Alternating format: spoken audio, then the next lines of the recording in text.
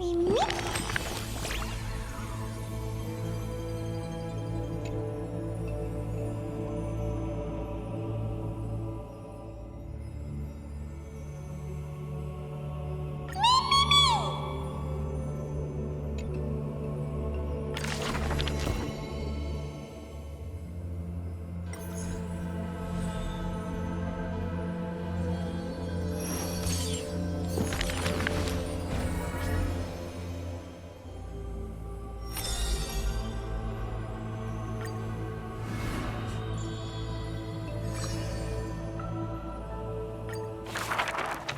도로스 외곽의 한 작은 직조 공방.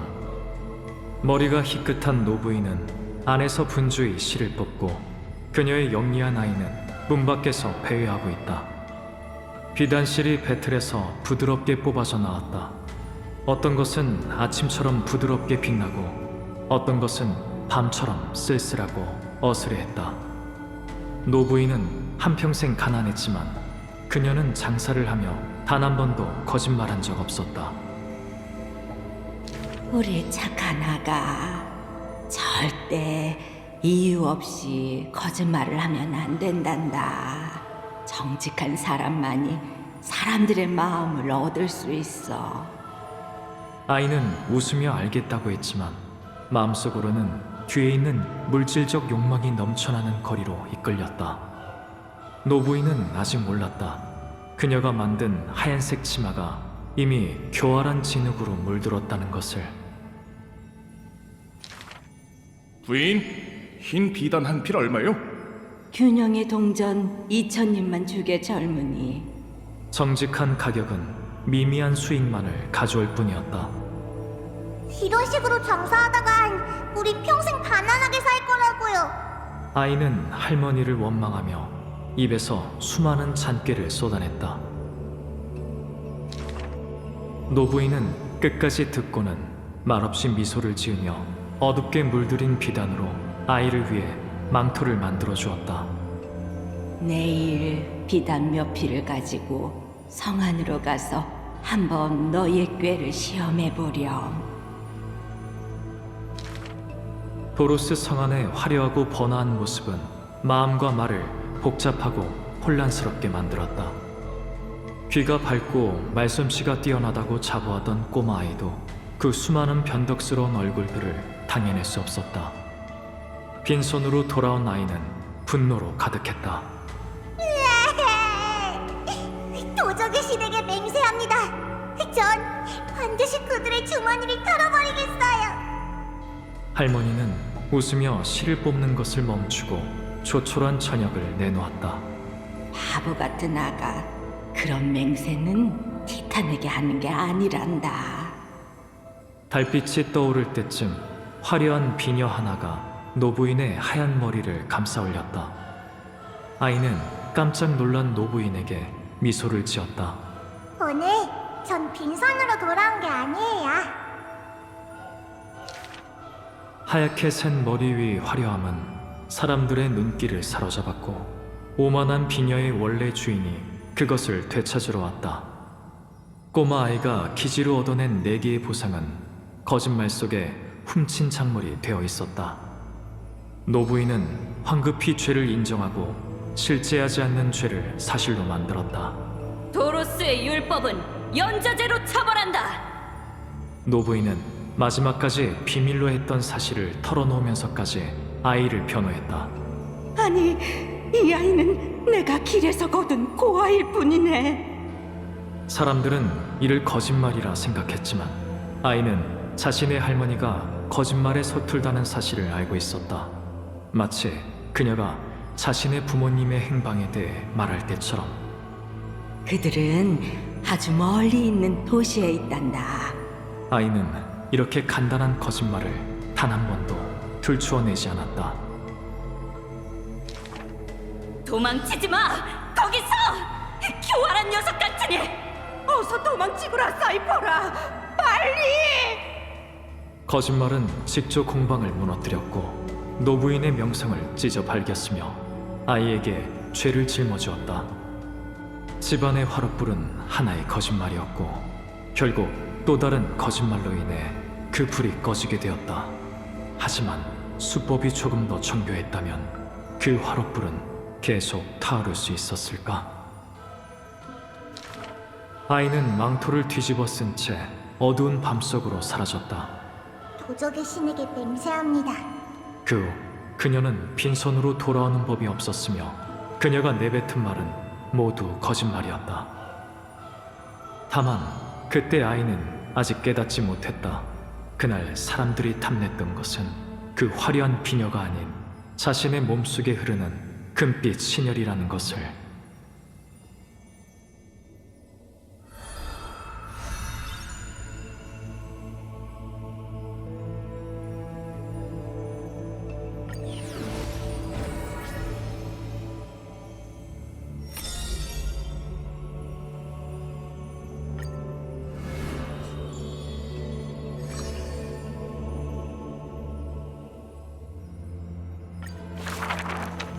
그녀는 가장 세밀한 색채와 가장 머나먼 곳의 풍경을 볼 수 있었고 가장 깊이 숨겨진 갈망과 가장 완벽한 거짓말을 볼 수 있었다. 모든 것이 보인다는 것은 아무것도 보이지 않는 것과 마찬가지야. 온갖 시끌벅적한 환상들이 그녀의 주변을 에워쌌고 다른 의미로 그녀의 눈을 가렸다. 그녀는 탕에 몸을 담그고 금실을 천궁 밖에 널리 퍼뜨렸다. 실 위에 맺힌 물방울이 진동하면 그녀는 눈을 감고 어렴풋이 들리는 메아리에 귀를 기울였다. 돌길을 오래 걸어 발을 다친 어머니가 맨발을 뜨거운 물에 담그는 소리를 들었고 아이들이 목욕탕 근처에서 장난치는 소리를 들었다. 누군가의 큰 목소리도 들렸다. 황금빛 여신도 목욕탕을 좋아한대. 그녀는 저녁 혹은 아침에 홀로 목욕을 즐기는 것을 좋아한다. 물속에 늘어뜨린 금빛의 긴 머리는 금실처럼 그녀를 다시 고치처럼 감쌌다. 야누스의 성녀가 조용히 다가왔다.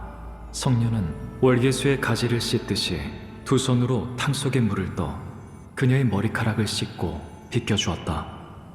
불씨를 탈환한 자는 비로소 반신과 신은 다름이 없다는 사실을 알게 되었다. 신성으로 응결된 황금피는 자욱한 수증기 속에서만 잠깐이나마 흐를 수 있었다. 그리고 금빛 나비는 손끝에 전해지는 열기를 느꼈다. 그날 자신의 뺨을 만졌을 때와 같은 온기. 그것은 그녀의 두 눈 속에서 흘러내린 마지막 눈물이었다. 선생님, 꿈을 하나 꿨어. 그녀는 소녀처럼 호소했다. 물소리가 모든 소란과 잡음을 차단했다. 편안한 잠에 든 그녀는 아름다운 꿈을 꾸었다. 천진난만하고 세상 물정을 모르는 귀족이었던 자신을 보았고 정원에서 옷을 재단하던 무수한 밤을 보았으며 포도 농쿨이 무성한 신전 앞에서 불어오는 바람을 보았다. 마지막으로 그녀는 꿈속에서 신탁을 들었다. 머나먼 음성이 천겹의 물결 넘어 전해졌지만 꿈속에서는 잘 들리지 않았다.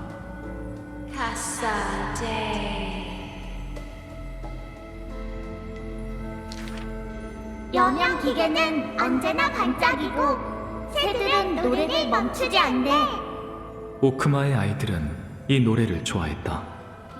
어째서 아이들이 전래 동요를 믿듯이 황금기가 계속될 거라는 약속을 믿지 못할까? 하지만 여명 기계는 정말 언제까지나 빛날 수 있을까? 새들의 노랫소리도 언젠가는 멈추지 않을까? 과거 황금 목욕탕에서 사람들의 눈부신 미래를 엿본 그녀는 두 눈을 관통당했다. 그 미래는 결코 거짓된 약속과 비견할 수 있는 것이 아니었다.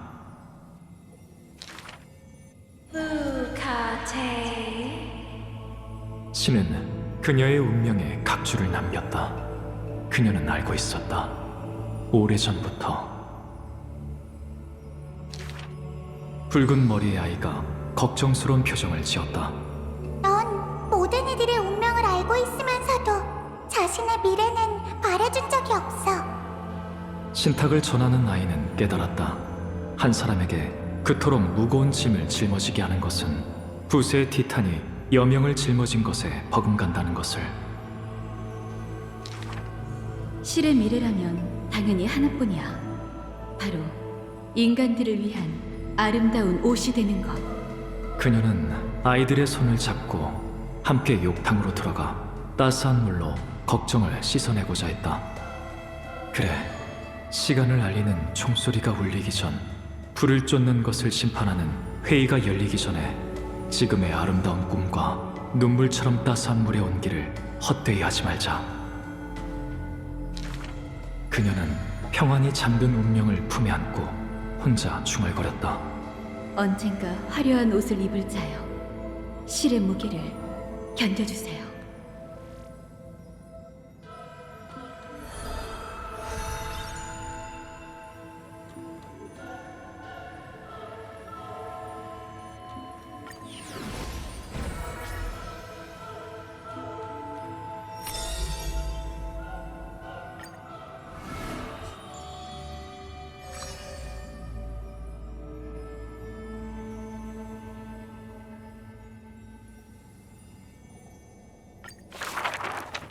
이곳엔 검이 없고 농기구만 있단다. 큰 포부를 말하는 소년에게 대장간 주인은 비웃지 않고 인내심을 가지고 설명했다. 호미 한 자루라도 괜찮아요.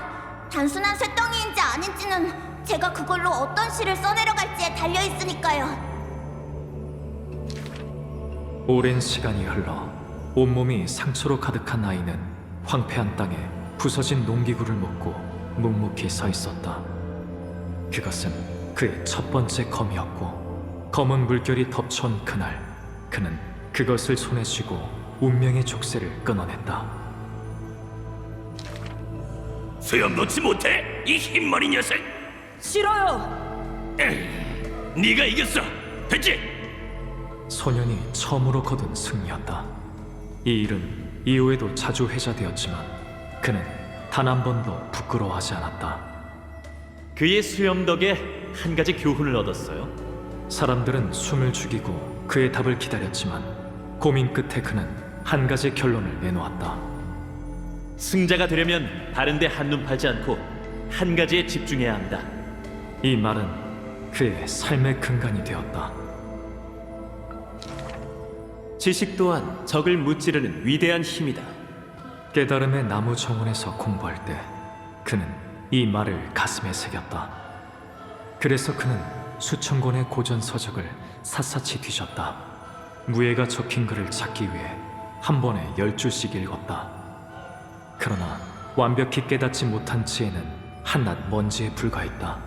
재앙이 닥쳐오자 머릿속에 남은 병법은 오직 도망뿐이었다.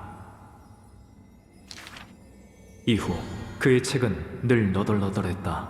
세세한 부분을 암기할 때까지 모든 책을 수천 번씩 읽었기 때문이다.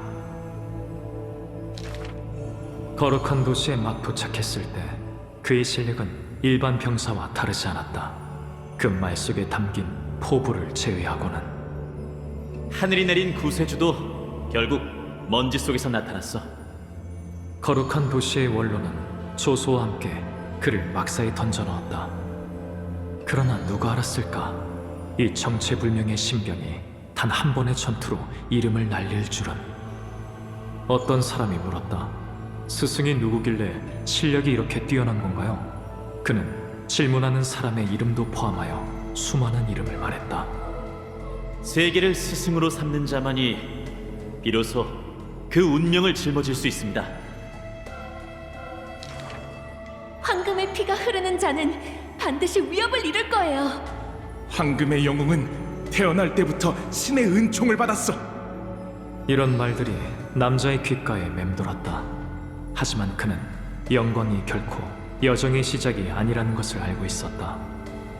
그는 묻어두었던 호미를 그리워하고 쇠미 덥수룩한 적수에게 죄를 지냈으며 너덜너덜한 책들을 보수하고 먼지로 뒤덮인 막사의 갑옷을 닦았다. 영웅을 만드는 건 결코 하늘이 내린 운명이 아닌 은총을 받은 후에 길고 긴 여정이야. 과거를 돌이켜보니 지나온 길은 곡절이 많았고 미래를 바라보니 하늘로 통하는 길은 길고 길었다. 그는 떠오르는 태양을 향해 구세의 이름을 써내려갔다.